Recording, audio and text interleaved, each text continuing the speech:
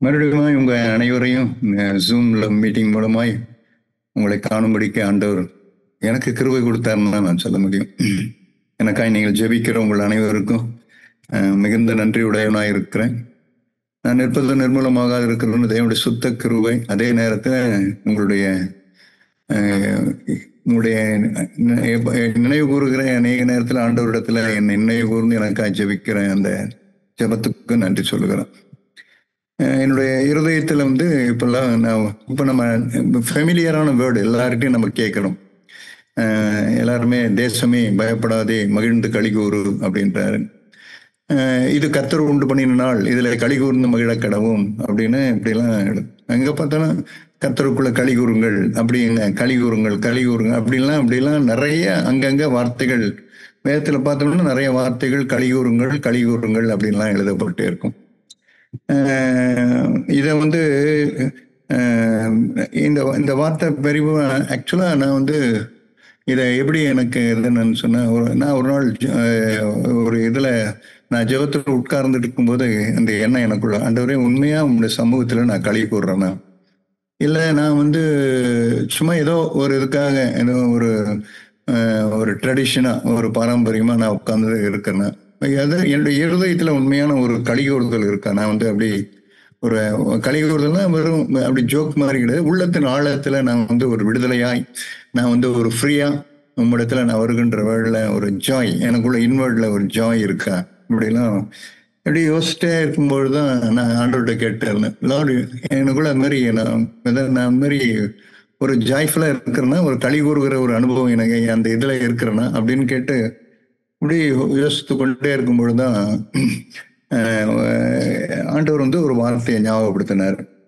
அப்ப உடனே நான் இந்த வார்த்தையை நான் படிக்க ஆரம்பிச்சேன். அதாவது எரேமியாவின் தீர்க்கதரிசியின் புஸ்தகம், எரேமியா எழுதின புலம்பல், அந்த புலம்பல்ல இப்படி ஒரு வார்த்தை இருக்கு. 5ஆம் அதிகாரம் எரேமியா புலம்பல்ல 5வது அதிகாரத்துல இப்படி ஒரு வார்த்தை எழுதப்பட்டிருக்கு. அந்த புலம்பல் 5ஆம் அதிகாரம் 5ஆம் அதிகாரத்துல 15வது வசனம். எரேமியா புலம்பலின் புஸ்தகம் 5ஆம் அதிகாரம் 15வது வசனம். எங்கள் இருதயத்தின் களி கூறுதல் ஒழிந்து போயிற்று, எங்கள் சந்தோஷம் துக்கமாய் மாறிற்று அப்படின்னு எழுதப்பட்டு, எங்கள் இருதயத்தினுடைய எங்க இருதயத்தில் இருந்த அந்த களி கூறுதல் ஒளிந்து போயிற்று அப்படின்னு அந்த பார்த்தேன். அப்ப எனக்குள்ள இப்படி ஒரு வார்த்தை ஏன் என் இருதயத்துல இருந்த களி கூறுதல் ஏன் ஒளிந்து போயிற்று? இந்த ஒரு கேள்வியோடு கூட தான் இந்த நாளில உங்களோடு கூட நான் ஆரம்பிக்க விரும்புகிறேன். நான் தேவ சித்தமே நம்ம எப்பவுமே எப்படின்னா, தேவன் எப்பவுமே நான் களிகூர்ந்து மகிழணும். அதனால அந்த வார்த்தை எழுதப்பட்டிருக்கு. சங்கீதங்களின் புஸ்தகம் 118ஆம் அதிகாரத்தை நீங்க பார்த்தீங்கன்னா 118:24 இருக்குன்னா, இது கர்த்தர் உண்டு பண்ணின நாள், இதிலே களிகூர்ந்து மகிழ கடவும் அப்படின்னு எழுதப்பட்டு, ஒவ்வொரு நாளும் தேவன் உண்டு பண்ணின நாள். இந்த உண்டு பண்ணின நாள்ல வேதம் எனக்கு என்ன சொன்னா, நீ களிகூர்ந்து மகிழ கடவுணும், கஷ்டப்பட்டு இருக்கக்கூடாது. அநேக சூழ்நிலைகள்லாம் வரும்பொழுது நான் என்ன பண்ணுவேன்னா, நம்ம அந்த நாள் கஷ்டப்பட்டு அந்த ஓட்டுற மாதிரி இருக்கும். ஒவ்வொரு நாளும் ஓட்டுறது எவ்வளவு கஷ்டம் தெரியுமா பிரதர் அப்படின்வாங்க. இல்ல அப்படி இல்லை, நான் கஷ்டப்பட்டு அந்த நாளை ஓட்டுறது இல்லை, நான் களிகூர்ந்து மகிழ கடவுன்னு தான் எழுதப்பட்டு. இப்போ இதேதான் என்னுடைய வாழ்க்கையில என் கலிகூறுதல், என் இருதயத்தின் கலிகூறுதல் ஒழிந்து போயிற்று அப்படின்னா, ஏன் ஒழிந்து போனது? ஏன் என்னுடைய இருதயத்தினுடைய கலிகூறுதல் ஒழிந்து போயிற்று?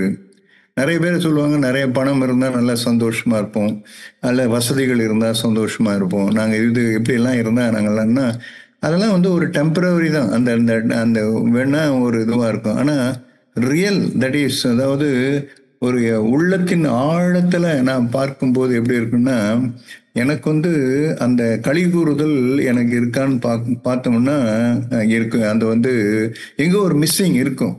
4 பேர் நம்ம இப்போ இந்த மாதிரி ஜூம் மீட்டிங்ல எல்லாரும் கூடுறோம், எல்லாரையும் ஒருத்தரை பார்க்குறோம், ஒரு இது வருது அப்படின்னா, இது நான் ஐக்கியப்படுகிறதுனால ஒரு பார்க்கறதுனால நமக்கு வருகிறது. ஆனா என்னுடைய இருதயத்தின் ஆழத்துல நான் பார்க்கும்போது என்னிடத்துல களி கூறுதல் உங்க வாழ்க்கையிலும் என்னுடைய வாழ்க்கையிலும் அது சதா இருந்து கொண்டே இருக்கணும். அந்த களி கூறுதல் ஏன் இல்லை, நான் ஏன் இல்லை இந்த நாளிலும் கூட நான் என்ன, நான் உங்களுக்கு இதுன்றது ஏன் என் இருதயத்தினுடைய களி கூறுதல் என்கிடத்துல இல்லாமல் போயிற்று அப்படின்றதான் என்னுடைய கேள்வி. இதைதான் நான் ஆண்டவரிடத்துல நான் பர்சனலா நான் தனிப்பட்ட விதத்துல ஆண்டவரிடத்துல, ஏன் ஆண்டவரே எனக்கு இப்போ ஏன் நான் ஒரு இதுவா இல்லை, நான் ஒரு ஒரு அதாவது நான் சந்தோஷமா ரிஜாய்ஸ் அப்படின்றதுக்கு இல்லை, நான் ஒரு இதுவா இல்லை, ஏன் இல்லை அப்படின்னும் போதும் ஆண்டவர் என்கிட்ட பார்த்து சொன்னாரு, அடிக்கடிக்கு நீ ஒரு வார்த்தை சொல்லுவ எல்லாருக்கும், எல்லாரையும் பார்த்து சபையிலையும் சரி நீ மற்ற இடத்துலையும் நீ அடிக்கடிக்கு ஒரு வார்த்தை சொல்லுவேன். நீ சொல்ற, நீ எல்லாரையும் பார்த்து உங்களுக்கு 100 மார்க் வேணுமா அப்படின்னு கேட்பேன். ஆமா 100 மார்க் எங்களுக்கு வேணும். அப்போ உங்களுக்கு 100 மார்க் வேணும்னா நீங்க உடனே நீதிமொழிகள் 25ஆம் அதிகாரம் 4வது வசனத்தை எடுத்து வாசிங்கன்னு நீ தான் சொல்ற. அப்ப அதுல நீதிமொழிகள் 25:4 என்ன எழுதப்பட்டிருக்கு? 25:4 100, இதுதான் 100 மார்க். 100 மார்க்கான ரகசியம் என்னன்னு சொன்னா, நான் சபையில சொல்லுவேன், சென்னை சபையில நான் எங்க சபையிலயும் மற்ற தாம்பரத்துல மற்ற இடத்துல போகும்போது எல்லார்ட்டையும், நீங்க 100க்கு 100 மார்க் வாங்கணுமா?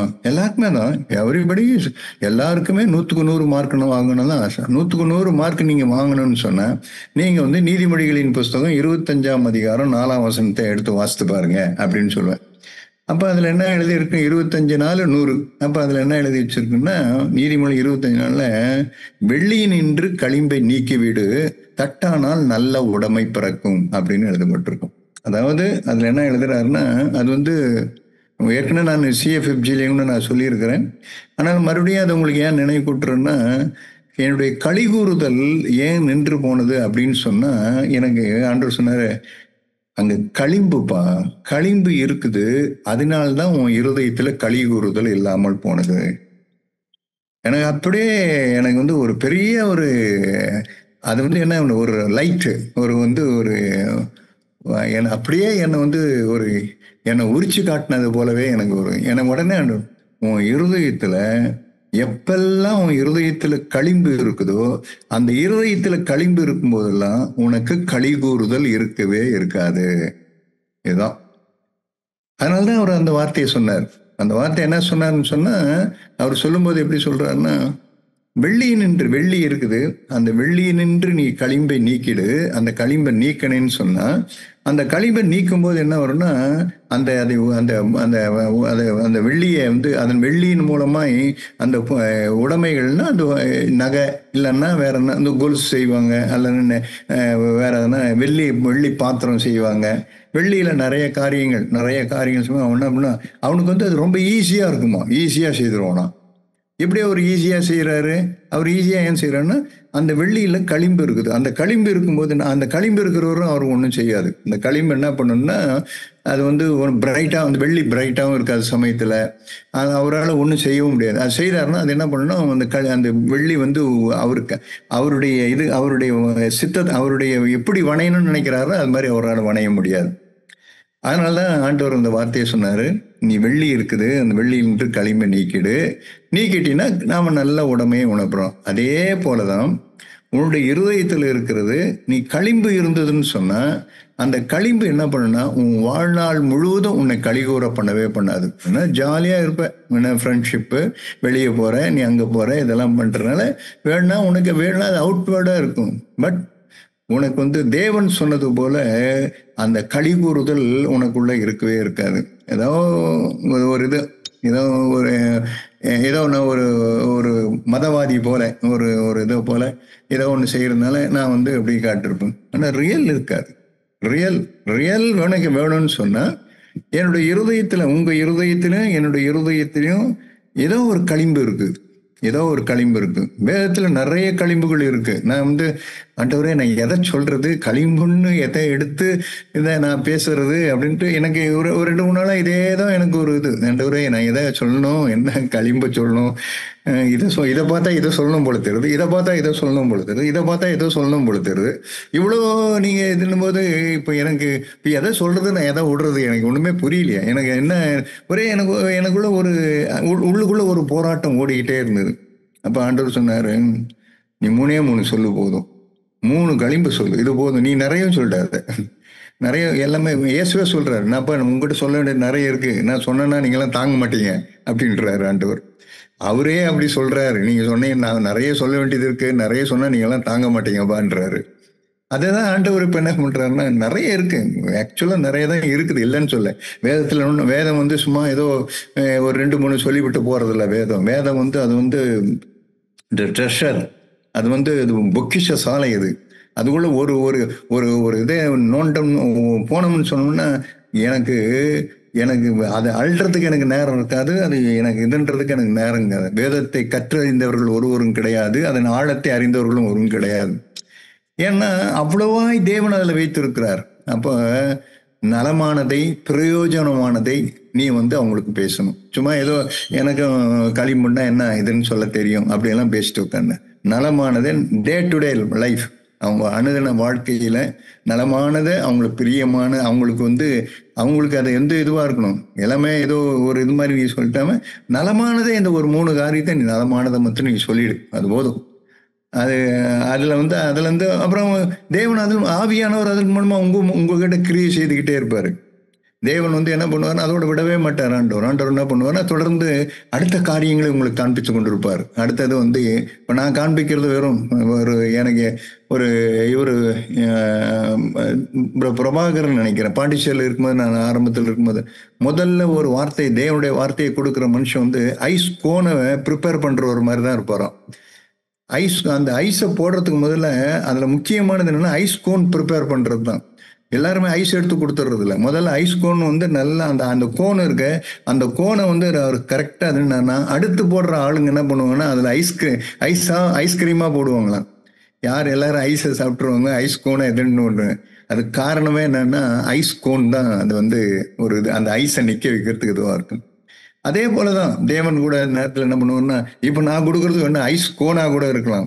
ஆனா தொடர்ந்து நீங்க தியானிக்கும் போது என்ன வரும்னா, தேவனே என்ன பண்ணுவோம்னா ஐஸ், அந்த உண்மையான அந்த இதை வந்து ஸ்வீட், அந்த இதை வந்து என்ன பண்ணுவோம்னா தேவன் உங்களுக்கு கொடுத்து கொண்டே இருப்பார். நீங்க அதை வந்து நீங்க தேவனிடத்துல, ஏன்னா அவர் தான் பொக்கிஷம், அவர் தான் வந்து ஒரு மனுஷனுக்கு ஈஸியா விளங்க வைக்கிறவர்.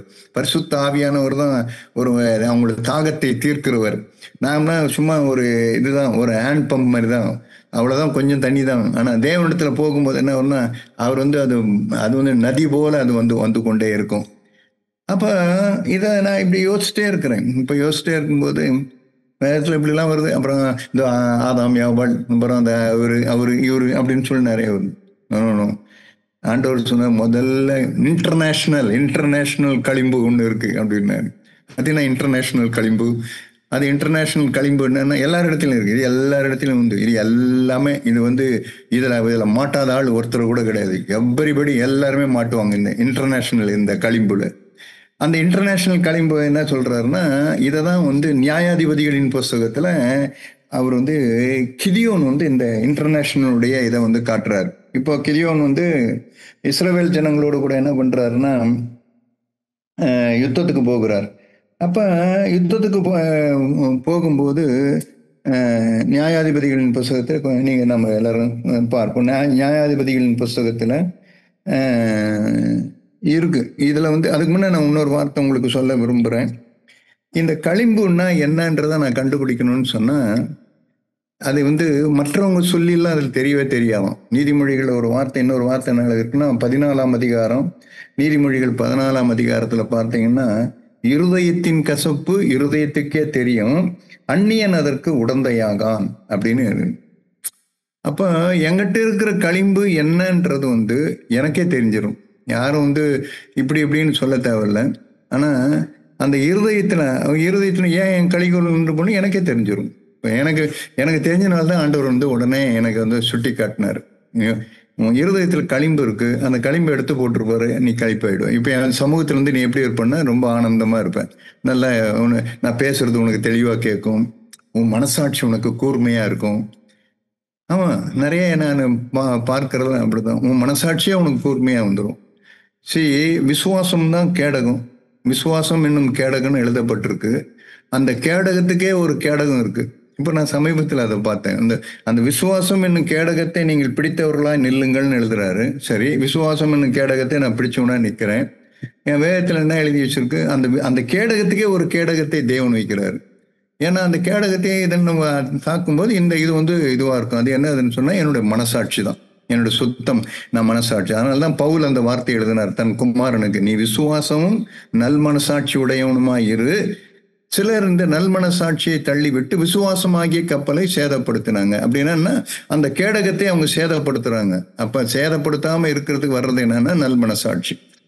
அந்த நல் மனசாட்சி எப்படி இதுன்றன்னு சொன்னா, என்னிடத்துல நான் இருக்கும்போது என்னன்னா, என்னுடைய களிம்பு நீங்கும் போது என்ன நடக்கணும், என்கிட்ட இருந்த களிம்பு நீங்கும் போது நான் என்னுடைய சுத்த மனசாட்சி எனக்குள்ள நான் இதுன்னு மனசாட்சி மழுங்கடிக்காதபடிக்கு நான் தேவனிடத்துல போகின்ற வேளையில என்ன பண்ணுவேன்னா, தேவனிடத்துல போகின்ற வேளையில நான் அவரை தரிசிக்கிறவனா, இன்னும் சொல்ல போனா அவரிடத்துல என்னுடைய இதெல்லாமே என் கண்முன் நிறுத்தி பார்க்கிறவன் போல நான் காணப்படுவேன். நான் அதனாலதான் அந்த அந்த களிம்பு அந்த களிம்பை நான் எடுத்து போடும்போது தான் அது என்னுடைய மனசாட்சியை கூட எனக்கு தூய்மைப்படுத்தும். சரி, இப்போ அந்த மனசாட்சி அந்த களிம்பு உங்களுக்கு காண்பிக்க விரும்புகிறேன். நியாயாதிபதிகளின் புஸ்தகத்துல இப்படி ஒரு வார்த்தை எழுதுறாரு. நியாயாதிபதிகள் 7ஆம் அதிகாரம், நியாயாதிபதிகளின் புஸ்தகம் 7ஆம் அதிகாரம். 7ஆம் அதிகாரத்துல நான் நிறைய காண்பிக்கல, ஒரு சிலதை மட்டும் உங்களுக்கு காண்பிக்கிறேன். நியாயாதிபதிகளின் புஸ்தகம் 7ஆம் அதிகாரம். 7ஆம் அதிகாரத்துல இப்போ கர்த்தர் கிதியோனை பார்க்கிறார். கிதியோனை பார்த்தோன்னா இப்போ மீதியானவர்களுக்கு அவங்க நேராக யுத்தத்துக்கு போகிறார். யுத்தத்துக்கு போகும்போது இப்போ ஆண்டவர் சொல்றாரு, நான் மீதியானரை உன் கையில ஒப்பு கொடுப்பேன். அதனால இப்ப ஜனங்க மொத்தம் அங்க இருக்கிற ஜனங்க 32,000 பேர் மொத்தம் இருக்கும்போது அவர் இந்த ஜனங்கள்லாம் பார்க்கிறார். இப்ப ஆள் பேர் நிறைய இருக்கிறாங்க. ஆனா இது யுத்தத்துல அவனால ஜெயிக்க முடியுமா, நான் கடைசியா எனக்கு ஜெயம் கிடைக்குமா அப்படின்னு பார்க்கும்போது கிதியோனுக்கு தெரியல. ஆனா தேவன் அவனை பார்த்து சொல்றாரு, இவ்வளவு பேர் இருக்கிறாங்க. ஆண்டவர் அவங்கள பார்த்து சொல்றாரு, இவங்க மத்தியில பயமும் திகிலும் உள்ள ஆட்கள் இருக்கிறாங்க அப்படின்றார். அப்ப இந்த பயமும் திகிலும் இருக்கிற வரைக்கும் என்ன பண்ணாருன்னா, உன்னால எதிர்த்து போட முடியவே முடியாது, உன்னால போகவே முடியாது. இந்த பயமும் திகிலும் இருக்கிறவங்க என்ன பண்ணுவாங்கன்னா, அவங்க தான் என்ன பண்ணுவாங்கன்னா எல்லாரையும் சோர்ந்து, எல்லாரையும் அவங்க எல்லாரையும் அவங்கள டிஸ்கரேஜ் பண்ணிடுவாங்க. அப்ப ஆண்டவர் அவனிடத்துல பார்த்து என்ன சொல்றாருன்னு சொன்னா, இப்போ யுத்தத்துல அவன் ஜெயிக்கணும். இப்போ அவனுக்கு இப்ப அவனுக்கு இல்லை, இப்போ எல்லாம் மீதியானவர்களும் நிக்கிறாங்க, நிறைய பேர் நின்றுக்கிறாங்க. நின்ன உடனே அவனுக்கு என்ன பண்றதுன்னு தெரியல. அவன் உடனே என்ன பண்றான்னு சொன்னா, ஆண்டவர் அவனுக்கு சொல்றாரு, பயமும் திகிலும் உள்ளவன் எவனோ அவன் ஓடி போக கடவுன்னு சொல்லுன்றார். அப்படி சொன்ன மாத்திரத்துல என்ன பண்றாங்கன்னா, அதுல இருக்கிற ஜனங்கள்ல ஒரு 22,000 பேர் ஓடிடும். அப்போ பயமும் திகிலும் இருக்கிற அந்த இதுன்னா, நான் எப்படி ஆண்டவனை பார்க்கறேன்னா, இதுதான் ஒரு மனுஷனுக்கு இருக்கிறதான ஒரு களிம்பு. அது எப்பெல்லாம் ஒரு இருதயத்துக்குள்ள எனக்கு பயமும் திகிலும் இருக்கோ அப்பெல்லாம் எனக்கு வராதுன்னா, எனக்கு அது ஒரு களிம்பு. அது எப்ப பயம் இருக்கு அப்படின்னு இதான் நான் சொல்றேன், இன்டர்நேஷனல். இது இன்டர்நேஷனல் களிம்பு. இது எல்லாரிடத்திலையும் ஏழை பணக்காரன், உயர்ந்தவன் தாழ்ந்தவன், அதிகாரத்தில் இருக்கிறவங்க எல்லாருக்குமே எந்த நாட்டில் நீங்க எடுத்துங்க, எல்லா நாட்டிலையும் இப்போ யுத்தம் நடந்துருக்குது. இப்போ இந்தியா பாகிஸ்தான் யுத்தம் நடந்து இப்பதான் கொஞ்சம் ஓஞ்சிருக்கு. இப்போ அடுத்தது பார்த்தா வெவ்வேறு அங்கங்க இவங்க அதை கண்டுபிடிக்கிறாங்க, அவர் இப்படின்றாரு, அவர் அமெரிக்கான்ற ரஷ்யான்றார், சீனாகாரன்றான், சீனாகாரன் அப்படின்றான். அப்படின்னா எல்லாருக்கும் என்ன ஆகுதுன்னா பயம், இவன் என் நாட்டை அடிச்சுடுவானோ, அவன் நாட்டை அடிச்சுடுவானோ அப்படின்ட்டு எல்லா இடத்துலையும், நாட்டில் தலைவர்கள் முதற்கொண்டு பெரிய அரசியல்வாதி முதற்கொண்டு எல்லாரிடத்திலையும் ஒண்ணுன்னா பயமும் திகில்களும் தான் அவனுக்குள்ள இருந்துட்டே இருக்கு. இந்த பயமும் இந்த திகிலும் என்னன்றதை எப்படி ஆண்டவர் காண்பிக்கிறேன். இந்த பயமும் திகிலும் எப்படிப்பட்டதுன்னு சொன்னா, இந்த பயமும் திகிலும் தான் ஒரு களிம்பு. இந்த பயமும் திகிலும் என் இருதயத்துல இருக்குன்ற வரையில என் இருதயத்துல கலிகூற முடியவே முடியாது. அது கலிகூற முடியவே முடியாது. ஆமா, அதனாலதான் சீஷர்கள் கூட பாருங்களேன், சீஷர் கூட நீங்க பார்த்தீங்கன்னு சொன்னா, அவங்க வந்து வேதத்தில் இன்னொரு இடத்துல என்ன எழுதி வச்சிருக்குன்னா, இவர் யோவான் அதை எழுதுவார். யோவான் எழுதின அந்த சுவிசேஷத்துல யோவான் இப்படி ஒரு வார்த்தை எழுதுவார். அவங்க சீஷர்களை பார்த்து அவங்கள எழுதும்போது 20ஆம் அதிகாரம், யோவான் 20ஆம் அதிகாரம் 19ஆம் வசனத்துல பார்த்தேன்னா, அவங்க வந்து பயத்தின் நிமித்தம் அவங்க கதவுகளை அவங்க பூட்டி கொண்டார்கள் இருக்கும். இயேசு வந்து இதுன்னுவாரு, அவர் வந்து அவங்க சிலுவையில் அடிச்சிடுவாங்க. அவர் சிலுவையில் அடிச்சோடனே அவர் போய் கல்லறையில கொண்டு போய் வச்சிருவாங்க. வச்சுட்டு உடனே சீஷர்கள்லாம் என்ன பண்ணுவாங்கன்னா, அவங்கவுங்க இடத்துக்கு போயிடுவாங்க. போயிட்ட உடனே அவங்களுக்கு என்ன ஒண்ணு, ஒரு நேரம் போயிட்டு அவங்கவுங்க இப்போ எல்லாருக்கும் என்ன ஆயிடுச்சுன்னா பயம் வந்துடுச்சு. யோவான் 20ஆம் அதிகாரத்தில் எழுத பாருங்க. யோவான் எழுதின சுவிசேஷம் 20ஆம் அதிகாரம் 19ஆம் வசனத்துல, வாரத்தின் முதல் நாளாகிய அன்றைய தினம் சாயங்கால வேளையிலே சீஷர்கள் கூடியிருந்த இடத்தில் யூதருக்கு பயந்ததினால் கதவுகள் பூட்டி இருக்கையில் இயேசு வந்து நடுவே நின்று உங்களுக்கு சமாதானம் என்கிறார். பார்த்தீங்களா? அப்ப அவனுக்கு இருந்ததே என்ன ஒண்ணு, அவங்க எல்லாருக்கும் இருந்தது என்னன்னா, அவங்க யூதர்களுக்கு நடந்த பயம் தான். அவங்களுக்குள்ள எல்லாருக்கும் 2 பேர் அவங்களுக்குள்ள எல்லா சீஷர்களுக்கும், நீங்க நினைச்சிடாதீங்க நமக்கு தான் பயம் இருக்குன்னு, நாம தான் பயம் இல்ல. அந்த காலத்துல இயேசுவோடு கூட 3.5 வருஷம் இயேசுவோடு கூட இருந்த சீஷர்கள், அவர் மூலமா அற்புதங்கள் அடையாளங்களை பார்த்தவங்க எல்லாமே இருந்த அந்த சீஷர்களுக்குலாம் அவங்களுக்குலாம் என்ன வந்ததுன்னா பயமும் திகில்களும் வந்தது அவங்களுக்கு. அதனாலதான் அவங்க என்ன பண்ணாங்கன்னா, அந்த பயமும் திகிலும் வந்த உடனே என்ன பண்ணாங்க, ஓடி போய் என்ன பண்ணா கதவை சாத்திக்கிட்டாங்க. வீட்டுக்கு அந்த வேதம் என்ன எழுதிருக்கு, அவர்கள் பயத்தினால அவர்கள் கதவை அவங்க க்ளோஸ் பண்ணிக்கிட்டாங்க. அவங்க அந்த கதவை க்ளோஸ் பண்ணாங்க. எதனால அவங்க க்ளோஸ் பண்ணாங்க, எதனால அவங்க இதுனாங்க, அவங்க பயம், வேற ஒண்ணுமே கிடையாது. எனக்கு பிரியமானவர்களே, இதே தான் இந்த களிம்பு, இந்த பயம் இருக்கிற யாரும் சரி, அந்த களிம்பு நீக்கப்பட்டால் ஒழிய, அந்த களிம்பு நீக்கப்பட்டால் ஒழிய அவங்களால கதவை திறக்க முடியாது. இல்லை, சில பேர் எப்படின்னா அவங்க கதவெல்லாம் க்ளோஸ் பண்ணியிருக்கும். அவங்க தேவனை சில நேரத்தில் காண முடியாது. அவங்க அடைக்கப்பட்டவங்களை போல இருப்பாங்க. விடுதலையா அவங்களால இருக்கவே முடியாது. ஏன்னா அது மாதிரி பண்ணும். அது பயம், அது அவ்வளவு வேதனை என்ன எழுதுக்குன்னா, பயம் அவ்வளவு வேதனை உள்ளது. பயப்படுகிறவங்க வந்து ஒரு நாள் அன்பில் பூரணப்பட்டவர்கள் அல்லன்னு எழுதப்பட்டிருக்கிறது. அதனாலதான் அநேக வேத பண்டிதர் சொன்னா, இயேசு கிறிஸ்து ஒவ்வொரு நாளும் 365 வருஷத்தினுடைய 365 நாள் இயேசு கிறிஸ்து என்ன சொன்னார், பயப்படாதே அப்படின்னு சொன்னார். அதே மாதிரிதான் இப்ப உங்க எல்லாருக்கும் கூட ஆண்டவர் என்ன, இப்ப தேவன் உங்களை பார்த்து என்ன சொன்னார், பயப்படாதே. அது களிம்போது அந்த களிம்பு என்ன பண்ணணும்னு சொன்னா, உன்னை கழிவுற பண்ணவே பண்ணாது.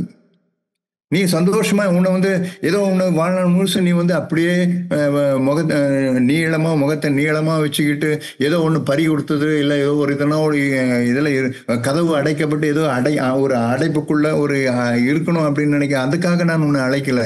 நான் உன்னை அழைச்சது வந்து எதுக்காகன்னா, நீ விடுதலையாய் நீ இருக்கணும்ன்றதுக்காக தான் உன்னை அழைச்சேன். ஆனா அந்த பயம் திகில் என்கிறதான அந்த களிம்பு என்ன பண்ணுதுன்னா, உன்னை வந்து அடைச்சு வைக்குது. உன்னை வேற ஒண்ணும் கிடையாது. ஓகே, இப்போ வந்து இவங்க சீஷர்களுக்கு அப்படி இருந்தது. அவங்க பயம்தான் அது மாதிரி பண்ணும். எனக்கு பிரியமானவர்களே, பயம் வந்து ஒரு நாளும் தேவன் கொடுக்கறது கிடையாது. பயம் வந்து சாத்தான் கொடுக்கறது தான் பயம். சாத்தான் தான் பயம் கொடுக்குறேன். நான் நிறைய பார்க்குறேன், டெய்லி பார்க்குறேன். எங்கிட்ட பேசுகிற நிறைய பேர்கிட்ட நான் நிறைய பார்க்கலாம். ஒவ்வொரு சூழ்நிலை வரும்பொழுது என்ன ஒன்று பயம். இன்னைக்கு கூட என்கிட்ட ஒரு சிலர்லாம் பேசும்போது அவங்க வந்து எப்படி ஆக்கணும். நான் சொன்னேன், பயப்படாதீங்க. ஏன் இதுக்கு பயப்படுறீங்க? பயப்படாதீங்க, ஒன்றும் பண்ண முடியாது. உங்களுக்கு ஒன்றுமே பண்ண முடியாது. உங்களை ஒன்றும் செய்யவே முடியாது.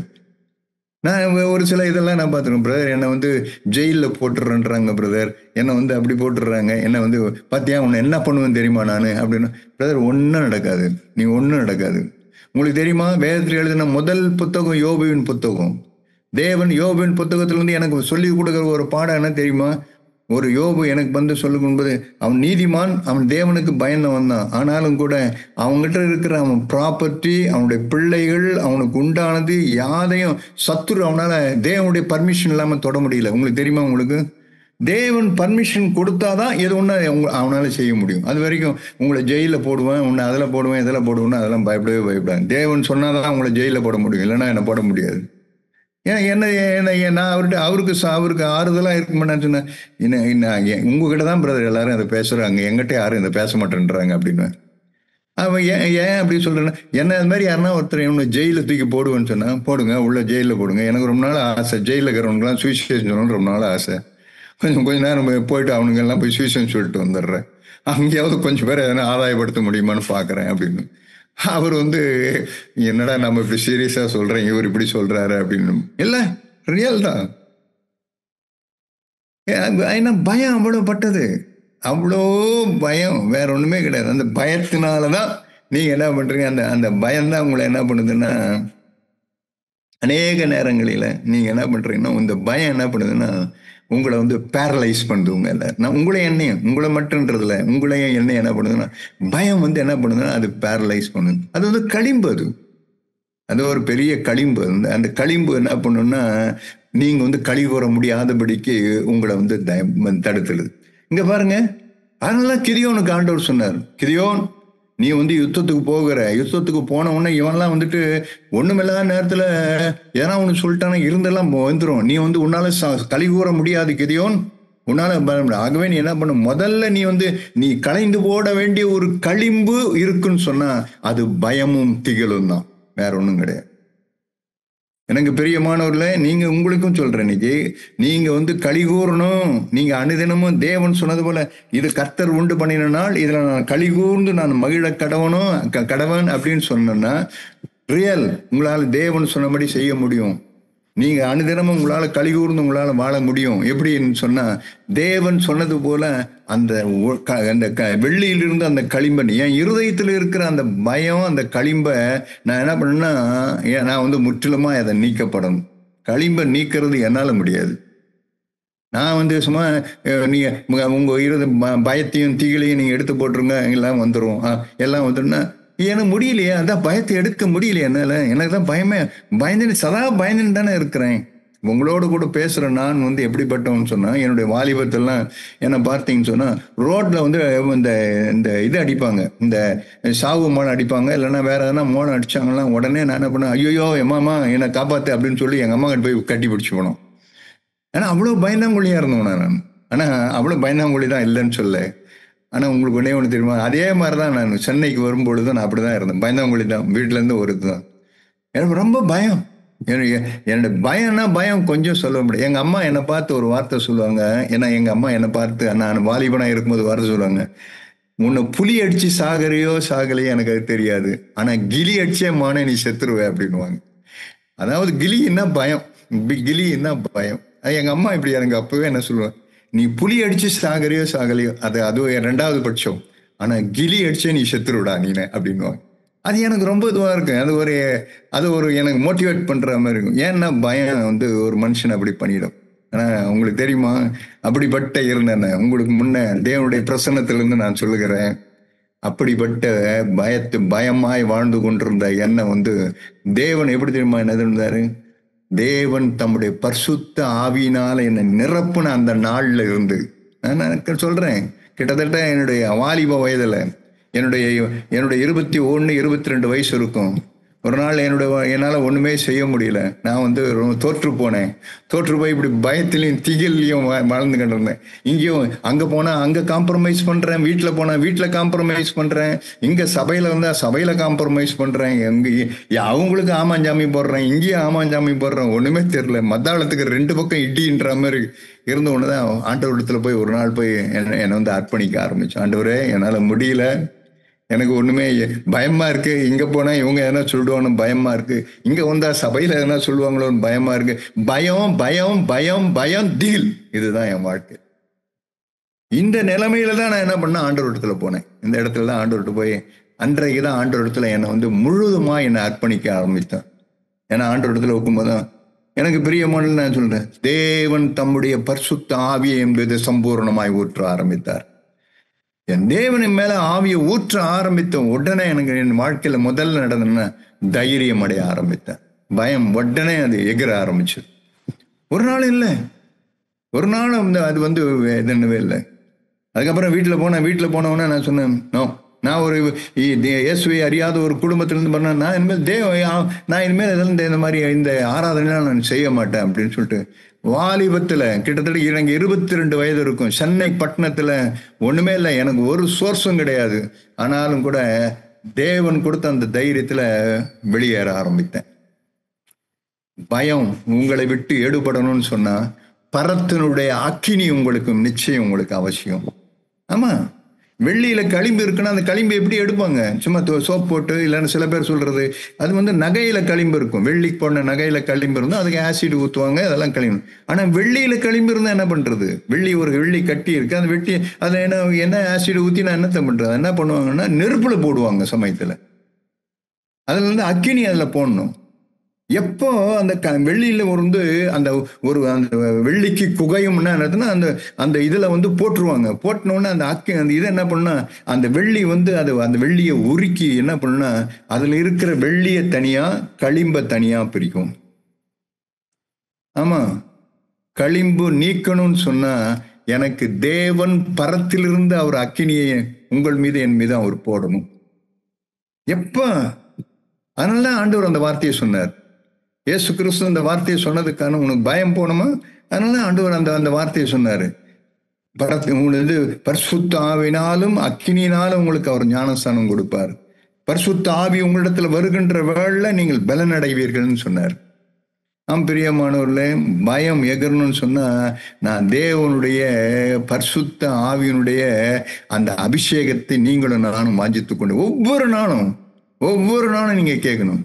ஏதோ சும்மா ஒரு கேஷுவலா போய் ஆண்டவரே என்ன பரிசுத்த ஆவியில் நிறைங்க அப்படின்னு கேட்டுறதுங்கல்ல. தேவனிடத்துல போயிட்டு ஆண்டவரே என்னிடத்துல களிம்பு இருக்கு, அந்த களிம்பு நிமித்தம் நான் பயந்து கொண்டே இருக்கிறேன். எனக்கு எப்பப்ப யாருக்கும் தெரியல, நான் பயப்படுறது வெளியே பார்த்தா நான் எல்லாம் ஒரு சந்தோஷமா இருக்கிறேன், ஒரு மாதிரியா இருக்கிறேன். ஆனா எனக்கு உள்ளுக்குள்ள ஒரு பயம் இருந்து கொண்டே இருக்கு. என் குடும்பத்தை குறித்து, என்னுடைய எதிர்காலத்தை குறித்து, என் பிள்ளைகளை குறித்து, அல்லது வேற ஏதோ ஒண்ணு குறித்து எனக்குள்ள ஒரு இனம் புரியாத ஒரு பயம் வந்துட்டே இருக்கு. ஆனா என்னால களி கூற முடியல. அதனாலதான் எரியாமே அந்த வார்த்தையை சொன்னார், களி கூறுதல் ஒளிந்து போயிற்று. அந்த களி கூறுதல் அங்க இல்ல. எங்க களி கூறுதெல்லாம் போயிடுச்சு அப்பா. ஆனா தேவன் அந்த இதே இருந்தவங்க தான், இதே அந்த பயத்தின் நிமித்தம் அந்த ரூம்ல போய் அடைக்கப்பட்டு இருந்தவங்க தான், அந்த ரூம்ல போய் அடைச்சுன்னு இருந்தவங்க தான்.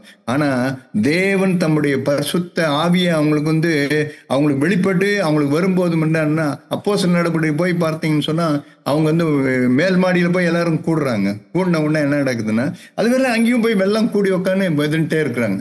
அப்போஸ்தலர் 2ஆம் அதிகாரத்தில் நீங்க வாசித்து பாருங்க, அங்க எழுதப்பட்டிருக்கும், அங்க சடுதியாய் வானத்திலிருந்து அங்க ஒரு இது ஒண்ணு தோன்றி அவங்க எல்லாரும் பரிசுத்த ஆவினால் அவங்க அக்னிமயமான நாவுகள் போல காணப்பட்டு அவர்கள் ஒவ்வொரு மேலும் அமர்ந்தது அப்படின்னு எழுதப்பட்டிருக்கும். அப்போஸ்தலர் நடபடிகளின் புஸ்தகம் 2ஆம் அதிகாரத்துல பார்த்தீங்கன்னு சொன்னா 3ஆம் அதிகாரம் 2ஆம் அதிகாரத்துல பார்த்தீங்கன்னு சொன்னா 2ஆம் அதிகாரம் 3ஆம் வசனம். அப்போஸ்தலர் நடபடிகள் 2:3, அண்டாமலும் அக்கினிமயமான நாவுகள் போல பிரிந்திருக்கும் நாவுகள் அவர்களுக்கு காணப்பட்டு அவர்கள் ஒவ்வொருவர் மேலும் அமர்ந்தது. அவர்கள் எல்லாரும் பரிசுத்த ஆவினால நிரப்பப்பட்டு ஆவியானவர் தங்களுக்கு தந்தரின வரத்தின்படியே வெவ்வேறு பாஷையிலே பேசத் தொடங்கினார்கள். சரிங்களா? தேவன் தம்முடைய பரிசுத்த ஆவியை அவங்களுக்கு ஓட்டினார். அந்த மாதிரி அவங்க மேல தேவன் அவர் மீது பொழிந்து அவர்களை நிரப்புகின்ற வேளை தேவனுடைய ஆவி நிறையும் போதுதான் பயந்து கொண்டிருந்த பேதுரு தான் முதல்ல எழும்புறாரு. அங்க பாத்தீங்கன்னா சொல்றேன், கூடியிருப்பது இருக்கும் 14ஆம் வசனம். அப்பொழுது பேதுரு 14ஆவது வசனம் பாருங்க. அப்பொழுது பேதுரு 12 கூட நின்று அவர்களை நோக்கி உரத்த சத்தமாய், எவ்வளவு இதுவா பேசுறாரு பாருங்க. அது வரைக்கும் பயந்து கொண்டிருந்தவர் தேவன் பரிசுத்த ஆவியை பொழிகின்ற வேளை பயமும் திகழும் போச்சு. ஆமா, கண்டிப்பா போகும், அந்த களிம்பு போயிடும். நீங்க என்ன பாருங்க, கர்த்தருடைய ஆவி அங்க உங்க மீது சம்பூர்ணமாய் தேவன் தம்முடைய ஆவியை ஊற்றுறாருன்னு சொன்னா உங்க இருதயத்தில் இருக்கிற களிம்பு கண்டிப்பா நேரம் வரும். எல்லாருக்கும் நீங்க பார்த்தீங்கன்னு சொன்னா களிம்பு நீங்கி கொண்டே இருக்கும். வேற ஒண்ணு போன 20,000 பேர் போயிட்டான். 20,000 போய் போனோன்னே இப்போ இவருக்கு வந்தது ஒரு களிம்பு தான் போயிருக்கு. இப்போ இன்னொரு களிம்பு இருக்குது. ஆண்டவர் பார்க்கிறார். அவன் ஒண்ணு ஆண்டவரே இப்போ 20,000 பேர் போயிட்டான், இப்போ மீதி 10,000 பேர் 22,000 பேர் போயிட்டாங்க, மீதி 10,000 பேர் தாங்க ஆண்டவர் இருக்கிறாங்க அப்படின்னா, இல்ல இந்த 10,000 சில களிம்பு இருக்குது. இந்த 10,000 களிம்பு இருக்குதுன்னு பண்ணார். ஓ, இந்த 10,000 களிம்பு இருக்குதா? அப்ப அது என்னங்க ஆண்டவரே? இந்த 10,000 ஒரு களிம்பு இருக்கு பாரு. இந்த 10,000 வந்து நீ என்ன பண்ணுன்னா, ஒரு தண்ணி கிட்ட நடத்து. தண்ணி இருக்கிற இடத்துக்கா நடத்துக்கின்றார். உடனே அவங்க தண்ணி இருக்கிற இடமா அப்ப நடத்துறாரு. இந்த தண்ணி இருக்கிற இடத்துல அவர் நடத்துறார். நடத்தின உடனே அங்க பார்க்கிறார் ஆண்டவர். 300 பேர் என்ன பண்றாங்கன்னா, அந்த தண்ணிய தங்க கைகளினால் எடுத்து ஒரு நாயை அதை நக்கிறது போல நக்கிட்டே இருக்கிறாங்க அந்த தண்ணிய. ஆனா மீதி 9,700 பேர் என்ன பண்றாங்கன்னா, தங்கள் முழங்கால்கள் அந்த இதுல படிய அவங்க என்ன பண்ண குனிந்து அந்த தண்ணீரை வந்து அவங்க குடிக்கிறாங்க. உடனே என்ன பண்ணாரு ஆண்டவர், இந்த பார் அடுத்த களிம்பு அங்க இருக்குது பாரு, இந்த 9,700 இதை தூக்கும் முதல்ல அப்படின்னாரு. மீதி 300 பேர் இருக்காங்க. இந்த 300 தான் என்ன பண்ணா, அவங்க தான் களிம்பு இல்லாத இருக்கிறவர்கள். அவங்கள கொண்டு அந்த 300 பேரை போச்சு, நீ போய் யுத்தம் பண்ணி பாரு, திரும்பி வரும்போது நீ எப்படி வரும்னா, உன் இருதயம் களி கூர்ந்து கொண்டே இருக்கும். உன் இருதயம் களி கூறுகிறதா இருக்கும். அப்ப அந்த 9,700 பேர் என்ன பண்ணாங்க? அந்த 9,700 பேர் என்ன பண்ணாங்கன்னு சொன்னா, வேற ஒன்றும் பண்ணல. அவங்க தண்ணி தான், இவங்களும் தண்ணி தான் குடிச்சாங்க, அவங்களும் தான் தண்ணி குடிச்சாங்க. அவங்க என்ன குடிச்சாங்கன்னு சொன்னா, அந்த தண்ணியை எப்படி கொடுத்தாங்கன்னா, தங்க தேவைக்கு அவங்க தின்னாதபடிக்கு அவங்க என்ன பண்ணாங்கன்னா, ஃபுல் ஸ்டமக்ல குடிச்சாங்க. வேற ஒன்றும் கிடையாது. விக்டர் பிரதர் அதான் அடிக்கடி ஒரு வார்த்தை சொல்லுவார், புல் ஸ்டமக்னுவார் சமயத்துல. அதாவது அவங்க தேவையில்லை, அவங்க தேவைக்கு மிஞ்சி வருகிறது ஒரு. இப்போ அவங்க 300 பேர் குடிச்சவங்க எப்படி, அவங்க தேவை. இப்போ நம்ம யுத்தம் நடக்குது, நமக்கு வேற யுத்தம் இருக்குது. அந்த யுத்தம் இருக்கும்போது என்ன பண்றாங்கன்னா, ஓகே அப்படின்னு சொல்லிட்டு பார்த்து என்ன பண்ணாங்கன்னா, அவங்க தேவைக்கு ஏற்பபடி அவங்க என்ன பண்ணாங்கன்னா அவங்க வாழ்ந்தாங்க. ஆனா இந்த 9,007 பேர் என்ன பண்ணாங்கன்னா, தண்ணியை பார்த்த உடனே ஃபுல்லா லோட் பண்ணிக்கிட்டாங்க. இன்னும் கொஞ்சம் லோட் பண்ணாங்க. இயேசு கிறிஸ்து சொன்ன அந்த ஜெபத்துக்கு நீ யோசுவேன், அவரு சொல்லுவாரு, எங்களுக்கு வேண்டிய ஆகாரத்தை இன்று எங்களுக்கு தாரும். எங்களுக்கு என்ன நீடு, என்னுடைய தேவை இல்லாம தேவைக்கு மிஞ்சி நான் வந்து ஒரு போகின்ற வேலை என்ன ஒண்ணா, அது ஒரு களிம்பு. அது ஒரு களிம்பு. அங்க என்ன நடக்கும்? ஒரு லூக்கா எழுதின சுவிசேஷம் 12ஆம் அதிகாரத்துல ஒரு வார்த்தை உங்களுக்கு காண்பிக்கிறேன் பாருங்க. லூக்கா எழுதின சுவிசேஷம் 12ஆம் அதிகாரம் 12ஆம் அதிகாரத்துல லூக்கா எழுதின சுவிசேஷம் 12ஆம் அதிகாரம் 20வது வசனம் பாருங்க. 12ஆம் அதிகாரத்துல அவர் வந்து 16 அல்லாமலும் ஒரு உவமையை அவர்களுக்கு சொன்னார். ஐஸ்வர்யமுள்ள ஒருவனுடைய நிலம் நன்றாய் விளைந்தது. அப்பொழுது அவன், நான் என்ன செய்வேன்? என் தானியங்களை சேர்த்து வைக்கிறதற்கு இடமில்லையே. நான் ஒன்று செய்வேன், என் களஞ்சியங்களை இடித்து பெரிதாக கட்டி எனக்கு விளைந்த தானியத்தையும் என் பொருட்களையும் அங்கே சேர்த்து வைத்து, பின்பு ஆத்துமாவே, உனக்காக அநேக வருஷங்களுக்கு அநேக பொருட்கள் சேர்த்து வைக்கப்பட்டிருக்கிறது. நீ இளைப்பாரி புசித்து குடித்து பூரிப்பாயிரு என்று என் ஆத்துமாவோடே சொல்லுவேன் என்று தனக்குள்ளே சிந்தித்து சொல்லிக் கொண்டான். தேவனோ அவனை நோக்கி, மதிகேடனே, உன் ஆத்துமா உன்னிடத்திலிருந்து இந்த ராத்திரியிலே எடுத்துக்கொள்ளப்படும். அப்பொழுது நீ சேகரித்தவைகள் யாருடையதாகும் என்றார். ஆண்டவர் அவனை பார்த்து, நீ வந்து இப்படி ஒன்று சேர்த்துட்டே இருக்கிற, உனக்கு தேவையே இல்லை. ஆனா உனக்கு தேவையில்லை, ஆனா தேவையில்லாத நீ ஏன் இதுக்கு நீ ஆட் பண்ணிட்டே இருக்கிற? அது வந்து என்ன உன்னை வந்து பாரம், உன்னை வந்து உன் இருதயத்துல என்ன உனக்கு வந்த உடனே அவனுக்கு அந்த எண்ணம் வந்ததா பார்த்தீங்கன்னா, ஐயோ இவன் எனக்கு எவ்வளோ வந்துச்சு, நான் வந்து இவ்வளோ வந்து என்னுடைய தேவைகள் சந்திக்கப்படட்டும், இந்த தேவைக்கு வந்து நான் வந்து மற்றவங்களுக்கு நான் பார்க்கட்டும். சோதோம் குமாரனுடைய பாவங்கள் என்ன தெரியுமா? அவங்க வந்து சிறுமையும் எளிமையுமானவர்களை அவங்க வந்து விசாரிக்காம போனதுதான். இவங்க ஃபுல், ஆனா அங்க வந்து இல்லை. அநேக நேரங்கள் அப்படி ஆயிடும். அதான் அவர் ஆண்டவர் தான் கேட்டுறார். பத்தியா, அவன் ஃபுல் ஸ்டமக்கில் அடிக்கிறான் பாரு. எல்லாரும் தண்ணியை பார்த்தோம்னா முழங்கால் அடிச்சோன்னா அவன் பாட்டுக்கு வயிறு ஃபுல்லாக தண்ணியை இதுன்ட்டான் பாரு, ஃபுல் ஸ்டமக்கில் போடுறாரு பாரு. ஆனால் அங்கே என்ன பண்ண தேவை எப்போ, இதுதான் சாத்தான் சமயத்தில் கொடுக்கறது. என்னுடைய தேவை இருக்கும்போது என்ன பண்ணணும், இல்லை போதாது, எனக்கு இன்னும் வேணும், எனக்கு இன்னும் வேணும், எனக்கு இன்னும் இது பத்தாது, எனக்கு இருக்கு இந்த இது எனக்கு பத்தாது. நாம் சோதிக்கப்படுவோம். இது ஒரு களிம்பு உங்களுக்கு. இந்த களிம்பு இருக்கிற வரைக்கும் வந்து என்னால் களி கூற முடியவே முடியாது. ஒவ்வொரு நாளும் வரும்போது அப்படியே நான் அது மாதிரி யோசிப்பேன். நான் எனக்கு அடிக்கடி ஆரம்ப நாட்கள் நான் பண்ண ஒரு இது என்னன்னா, பிரதர் ஜாக் சொன்ன ஒரே ஒரு இந்த காரியம் தான். பக்சிங் வந்து அவருக்கு வந்து 3 காரியத்தை சொல்லி கொடுத்தாராம். ஒன்று வந்து உன்னை வந்து யாராவது உன்னை வந்து நீ யாருக்கு உன் தேவைகளை நீ ஒருபோதும் ஒரு இடத்துலையும் சொல்லாத. உன்னை யாராவது ஒருத்தர் வந்து உனக்கு வந்து உன்னை வந்து சொன்னாங்கன்னு சொன்னா நீ வந்து அவங்களுக்கு ரிப்ளை பண்ணவே பண்ணாது. 3வது நீ வந்து இந்த பூமியில நீ வாழும்போதெல்லாம் நீ எப்படி வாழணும்னு சொன்னா எளிமையாய் வாழ கற்றுக்கொள் அப்படின்னாராம். இது வரைக்கும் பிரதர் நான் பார்த்த வரைக்கும் சகோதரன் ஜாக் வந்து எப்படி அவர் சொல்லி கொடுத்தாரோ அதே போல இந்த இதுல வந்து அவர் எளிமையாய் வாழ அப்படியே வாழ்ந்துங்கிறாரு. வாழ்ந்து கற்றுக்கொண்டு அதை வந்து அவர் அப்படியே போயிட்டே இருக்காரு. அவருக்கு அன்னைக்கு சொன்னதை நான் அப்படியே எடுத்துக்கிட்டேன். ஆண்டவரே, இந்த பூமியில நான் வாழும் போதெல்லாம் ஆண்டவரே நான் எளிமையாய் வாழ நான் பழகி கொள்ளட்டும். நான் வந்து பெரிய இதெல்லாம் நான் இதுவா இருக்கணும்னு இருக்க வேணும். சோதிக்கப்படுவோம். நீங்கள் நானும் நிறைய சோதிக்கப்படும். நல்லா வாழ்ந்தா நான் அப்படி இருக்கணும், நிறைய இன்னும் அப்படி இப்படின்னு நிறைய நான் இன்னும் வேணும் வேணும் வேணும் வேணும்ன்று சொல்லு தா தா தா தா என்ற குமார்த்திகள் அட்டைக்கு உண்டுன்னு சொல்றது போல எனக்கு வந்து வந்துட்டே இருக்கும். ஆனாலும் கூட நான் சொல்லணும், இல்லை ஆண்டவரே, நான் வந்து கலிகூற அழைக்கப்பட்டவன். நான் ஒரு நாள் அப்படி இருந்துடவே கூடாது. அவன் பார்த்தாரு ஆண்டவர். அவன் பார்த்தோன்னே கிதியோனை பார்த்து சொன்ன பாரு, 9,000 பேர் ஃபுல் ஸ்டமக், வெளியே தள்ளு வேணாம். அவங்க வந்து இன்னும் அவங்களுக்கு வந்து இதுவாக இருக்காங்க.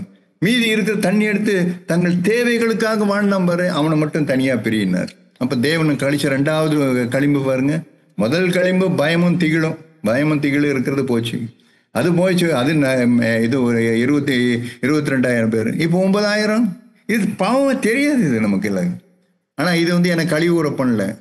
எனக்கு வந்து அது என்ன சொல்றேன், டிமாண்டிங் ஸ்பிரிட்னு சொல்லுவாங்க. எனக்கு ஒன்று டிமாண்ட் பா. மற்றவங்களாம் இல்லைப்பா, அந்த பாரு எதிரி இருக்கிறான் பாரு, அவங்க தேவையோடு கூட இருப்பான். தண்ணி குடிச்சுக்கிட்டான், அவன் தாகம் தீர்ந்து பாரு அடிக்க போயிட்டான் பாரு. ஆனால் நீ என்ன இன்னும் வயிறு ரொம்பல, இன்னும் வயிறு ரொம்பல, இன்னும் வயிறு ரொம்பல, இன்னும் வயிறு ரொம்பல. என்னன்னா ஒரு வந்து டிமாண்டிங் ஸ்பிரிட். அது வந்து என்ன வந்து ஒரு டிமாண்ட். எப்போ பாரு எதை எடுத்தாலும் என்ன டிமாண்ட் பண்ணிட்டே இருக்குது. நிறைய குடும்பங்களை நான் பார்க்கிறேன். நிறைய குடும்பங்கள் அவங்களுக்கெல்லாம் களி கூறாமல் இருந்தது போனதுக்கு காரணம்னா அவங்களுக்கு வந்து ஒவ்வொரு டிமாண்ட் வச்சுட்டே இருப்பாங்க. ஒரு கணவன் ஒரு டிமாண்ட் இருக்கும், மனைவிட்ட ஒரு டிமாண்ட் இருக்கும். எல்லாமே வந்து அவங்க இடத்துல ஒரு வந்து ஒரு எதிர்பார்க்கிற ஒரு இன்னும் சொல்ல போனால் அவங்க ஃபுல் இதாக ஆகலை. அவங்களுக்கு வந்து அவங்க வந்து தேவைகள் வந்து என் தேவைகள் சந்திக்கப்பட்டால் போதும் அப்படின்ற மாதிரில அவங்களுக்கு அது களிம்பு. அது ஒரு நாள் உங்களை களி கூற பண்ணவே பண்ணாது. பிரியமானவர்ல, இது வந்து ரெண்டாவது ஒரு களிம்பு. 3வது ஒரு களிம்பு உங்களுக்கு சொல்றேன். 3வது என்ன களிம்புன்னா, இன்னொரு மத்தேயு எழுதின சுவிசேஷம் 18ஆம் அதிகாரம். இது வந்து அடிக்கடிக்கு நம்ம சபையில கேட்டே இருக்கிறோம். நான் யோசிச்சுட்டே இருப்பேன், ஆண்டவர் எதுக்கு நான் திரும்ப இதை பேச. ஏற்கனவே சக்கரையா போனா நிறைய பேசிட்டு இருக்கிறாரு. அவர் ஒவ்வொரு பிரசங்கம் பண்ணும்போதும் ஏதாவது நிறைய அவர் பேசுனதெல்லாம் பார்த்தீங்கன்னா இதை தான் நிறைய பேசுறாரு. எதுக்கு நான் மறுபடியும் இதுவும் களிம்புதான்ப்பா. இதுதான் கலிகூற பண்ணல நிறைய பேரை.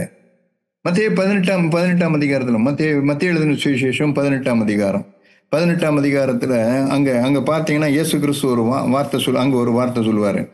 அப்போ 23ஆம் வசனத்தை வாசித்து பாருங்க. மத்தேயு 18ஆம் 23. எப்படி எனில் பரலோக ராஜ்யம் தன் ஊழியக்காரிடத்தில் கணக்கு பார்க்க வேண்டும் என்ற ஒரு ராஜாவுக்கு ஒப்பாய் இருக்கிறது. அவன் கணக்கு பார்க்க தொடங்கின போது 10,000 தாலந்து கடன் பட்டவன் ஒருவனை அவனுக்கு முன்பாக கொண்டு வந்தார்கள். அவன் கொண்டு வந்தவன் கடனை தீர்க்க அவனுக்கு நிர்வாகம் இல்லாதபடியால் அவனுடைய ஆண்டவன் அவனையும் அவன் பெண்ஜாதி பிள்ளைகளையும் அவனுக்கு உண்டான எல்லாவற்றையும் விற்று கடனை தீர்க்கும்படி கட்டளையிட்டான். அந்த ஊழியக்காரன் தாழ விழுந்து வணங்கி, ஆண்டவனே, என்னிடத்தில் பொறுமையாயிரும், எல்லாவற்றையும் உமக்கு கொடுத்து தீர்க்கிறேன் என்றான். அந்த ஊழியக்காரனுடைய ஆண்டவன் மனதிறங்கி அவனை விடுதலை பண்ணி கடனையும் அவனுக்கு மன்னித்து விட்டான். இப்ப நான் அந்த இடத்துல இருந்தா எப்படி இருப்பேன்? நான் உடனே அந்த இடத்துல இருந்தா, அல்லேலூயா, என் கடனையும் அல்ல, என்னை மன்னித்தும் விட்டார், என் கடனையும் இல்லை, என் ஆனந்தம் சொல்லக்கூடாது. கிறிஸ்து என் பாவங்களை எல்லாம் மன்னித்து விட்டாரு அப்படின்னு சொல்லிட்டு என்ன பண்ணா, நான் வந்து கலிகூர்ந்து மகிழ்ந்து கொண்டிருப்பேன். கலிகூர்தல் எனக்கு வந்துச்சு. நான் நினைக்கிறேன் அவன் அப்படிதான் சந்தோஷமா போயிட்டே இருந்திருப்போம். ஆனா இப்ப போனவனுக்கு என்ன ஆச்சுன்னா, அவன் போயிட்டே இருந்தான். இப்படி போயிட்டே இருக்கும்போது எதற்கு ஒரு ஆள் பண்ணிட்டான். அந்த ஆள் வந்து அவருக்கு வந்து 100 தாலந்து, அவருக்கு வந்து 100 காசு அவர் கடன் பட்டவர். அவர் அவன் அப்படி இருக்க அந்த ஊழியக்காரன் தன்னிடத்தில் 100 வெள்ளிப்பணம் கடன்பட்டவனாய் தன் உடன் வேலைக்காரரில் ஒருவனை கண்டு அவனை பிடித்து தொண்டையை நெரித்து, நீர் பட்ட கடனை எனக்கு கொடுத்து தீர்க்க வேண்டும் என்றான். அப்ப அவன் உடன் வேலைக்காரன் உடனே அவனை பார்த்து சொல்றான், காலில் விழுந்து என்னிடத்துல பொறுமையாயிரும், எல்லாவற்றையும் உனக்கு கொடுத்து தீர்க்கிறேன் என்று சொல்லி அவனை வேண்டிக் கொண்டான். அவனோ சம்மதியாமல் போய் அவன் பட்ட கடனை கொடுத்து தீர்க்கும் அளவும் அவனை காவலிலே போடுவித்தான். உடனே ஊழியக்காரங்க போய் அவங்க ஆண்டை விட்டு சொல்றாங்க.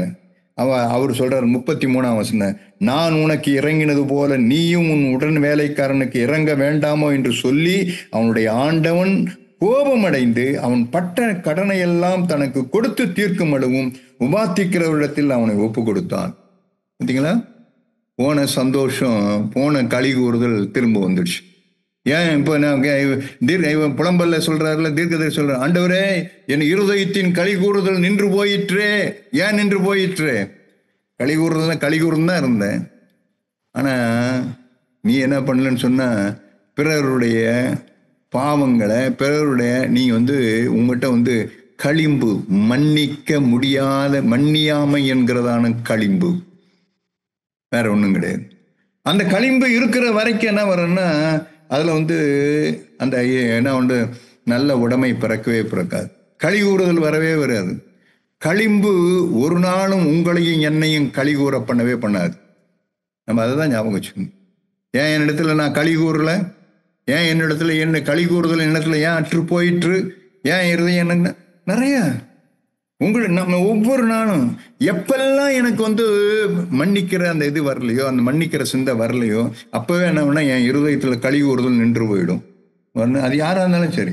நாம நினைப்போம் மனைவி, புருஷன் மனைவி இல்லை, ஒரு சின்ன அற்பமா இருக்கு, யாராவது ஒரு இடத்துல ஒரு சின்ன ஒரு காரியத்துல கூட நான் மன்னிக்க முடியாம பண்ண என்னிடத்துல களி கூறுதல் இருக்காது. இல்லம்மா, நீ அப்படி இல்லை, இறங்கல, உங்ககிட்ட இறக்கம் இல்லை.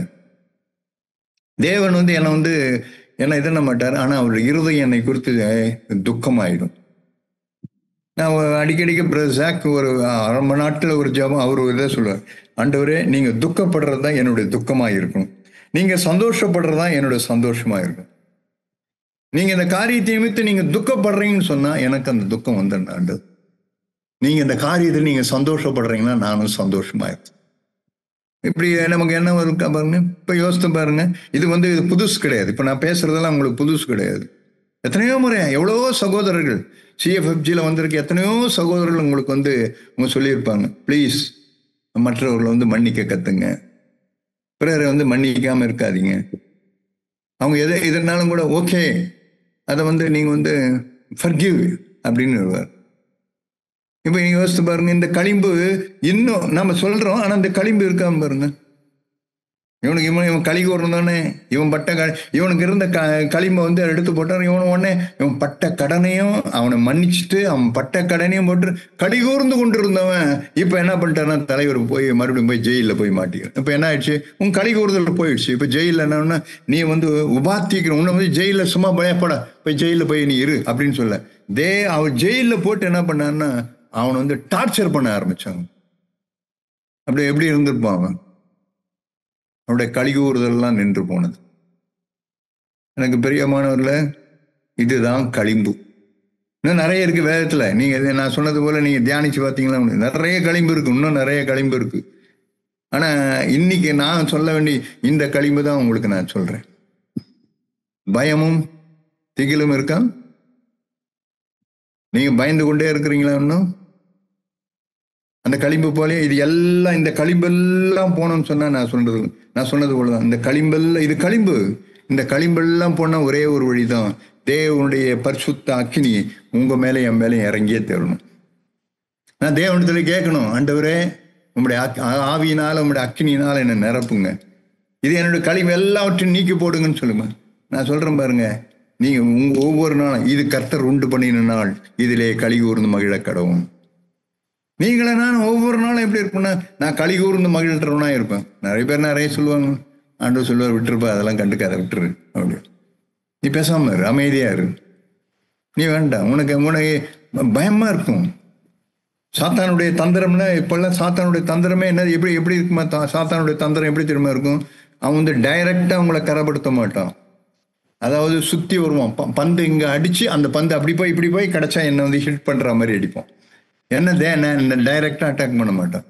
வேற ஒரு ஒரு பந்து ஒரு இடத்துல இப்படி அடிச்சு அப்படி போய் இப்படி போய் கடைசியில் வந்து பந்து, நீ என்ன பார்த்து பந்து, நான் உன்னை பார்த்து அடிக்கலையே, நான் அந்த செவத்தை பார்த்து அடிச்சேன். இல்ல உன்னை பார்த்து அடிக்கிறது தான் இப்படி போய் வரும். எப்படியாவது கூட உங்க இருதயத்துல ஒரு கசப்பு, எப்படியாவது உங்க இருதயத்துல வந்து ஒரு இதை வச்சுட்டு என்ன பண்ணுவாருன்னா களிம்பை வந்து உருவாக்கி அதன் மூலமா ஒரு நல்ல பொருளை தேவன் உண்டாக்க கூடாது. அதான் அவனுடைய எண்ணம். வந்திருக்கீங்களா? அதனாலதான் அந்த வார்த்தையை உங்களுக்கு நல்லா சொல்றேன். களிம்பு உங்களை கழிவுற பண்ணவே பண்ணாது. நெவர். ஒரு நாள் உங்களை கழிவுற பண்ணாது. இப்படியே இருந்தா அப்படியே நாங்க இப்படிதான். அதான் ஒரே ஒரு சொல்லி, ஒரே ஒரு தான். களிம்பு நீக்கணும்னா அங்க வந்து ஒரு அக்கினி இறங்கியே தேரணும். அது வந்து நெருப்புல தான் போட்டாகணும். நெருப்புல போட்டாதான் அது வந்து அந்த களிம்பு வெளியே வரும். அதுக்கப்புறம் தான் வெள்ளி எடுத்து நான் என்ன பண்ணுவார்னா நல்ல ஆபரணங்களே அவர் செய்வார். அப்ப என்னுடைய வாழ்க்கையில, உங்க வாழ்க்கையில எனக்கு தேவை, இந்த நாட்கள்ல எனக்கு தேவைன்னா தேவனுடைய உன்னதமான தேவனுடைய விண்ணகத்தினுடைய அக்கினி, இன்னும் சொல்லப்போனா பரத்தின் அக்கினி உங்களுக்கு எனக்கு அவசியம். ஒவ்வொரு நாளும் நான் ஒவ்வொரு நாளும் ஆண்டவரே என்னை உங்களுடைய அக்கினினால் நிரப்பும். இயேசுவே உங்களுடைய ஆவினால் என்னை நிரப்புங்க ஆண்டவரே. ஒவ்வொரு நாளும் உங்களுடைய பரிசுத்த ஆவினால் என்னை நிரப்புங்க ஆண்டவரே அப்படின்னு கேட்டு பாருங்க. உங்க வாழ்க்கையில கூட இந்த களிம்பு நீங்கி நீங்க எப்படி இருப்பீங்கன்னு சொன்னாங்க, களிப்புள்ளவர்களாய் கழிகூறுவர்களாய் நீங்க இருப்பீங்க. நான் நினைக்கிறேன் நீங்க எல்லாரும் அப்படி இருக்கணும். நீங்க எப்படி எல்லாருமே நீங்க எப்படி இருக்குன்னு சொன்ன களிம்பு நீக்கப்பட்டவர்கள். இல்லை சிஎஃப்சியில் இருக்கிறவங்க மட்டும் எப்போ பாரு கழிகூர்னே இருக்கிறாங்க. உங்களுக்கு தெரியுமா அது ரகசியம்? இல்லை எல்லாம் வெளிநாட்டில் இருக்கிறாங்க, அவங்ககிட்ட நல்லவ. நோ அப்படிலாம் அதெல்லாம் ஒன்றும் கிடையவே கிடையாது. அவங்க இருதயத்தில் வந்து களிம்புன்றது கிடையவே கிடையாது. நீ வேணா பாருங்க, சிஎஃப்ஜியில் போய் பாருங்க. நீங்க எல்லாரும் எந்த குடும்பத்தையும் எடுத்து பாருங்க, யாரையும் நீங்க எடுத்து பாருங்க. அவங்க எல்லாம் எப்படி இருப்பாங்கன்னா அவங்க களிம்புல எதுக்கும் பயப்படவே மாட்டாங்க, எதுக்கும் பயப்பட மாட்டாங்க. அவங்களுக்கு தெரியும் தேவனை அனுமதிக்காம எங்க தேசத்துல ஒண்ணுமே எங்க தேவனை எங்களை அனுமதிக்க மாட்டான்னு நல்லா தெரியும். ஏன்னா அவங்க இருதயம் வந்து களிம்பு நீக்க சுத்தப்பட்ட, அவங்க சுத்திகரிக்கப்பட்டவர்கள். ஒரு நாள் அவங்க எப்பவும் களி கூர்ந்து கொண்டே இருப்பான். இப்படிப்பட்ட சாட்சி உடையவர்களாய் நீங்கள் இருக்க வேண்டும், நீங்களும் நானும் இருக்க வேண்டும்ன்றதுதான் நான் நினைக்கிற தேவ சித்தம். தலைவனிங்க நம்ம ஜெபம் பண்ணலாம். எங்கள் நல்ல பிதாவே, நன்றியோடு கூட நாங்கள் துதிக்கிறோம், ஸ்தோத்தரிக்கிறோம். இந்த நல்ல நாளை எங்களுக்கு காண கொடுத்த மகா பெரு தயவுக்காய் நன்றி. தேசமே பயப்படாதே, மகிழ்ந்து களிகூறு அப்படின்னு சொன்னீங்க ஆண்டவரே. உங்களுடைய பிள்ளைகள் ஒவ்வொரு நாளும் களிகூறுவர்களாய் மாற்றும் ஆண்டவரே.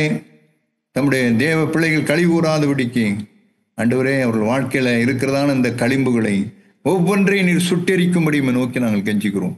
பரத்திலிருந்து நம்முடைய அக்கினியை அனுப்பி ஆண்டவரே இந்த களிம்புகளை எல்லாம் சுட்டெரிக்கப்படுவதாக. ஆண்டவரே உம்முடைய பிள்ளைகளை ஒவ்வொரு நாளும் பயமும் திகிலும் இன்றி ஆண்டவரே எல்லா நாட்களிலும் ஆண்டவரே தேவரே களிகூர்ந்து மகிழ்வர்களாய் தேவன் மாற்றுவீராக. நல்ல நாளுக்காய் நன்றி. ஒவ்வொருவரையும் ஆசீர்வதியும். இயேசு கிறிஸ்துவின் நாமத்தில் வேண்டிக் கொள்கிறோம் ஜீவன நல்ல பிதாவே, ஆமென்.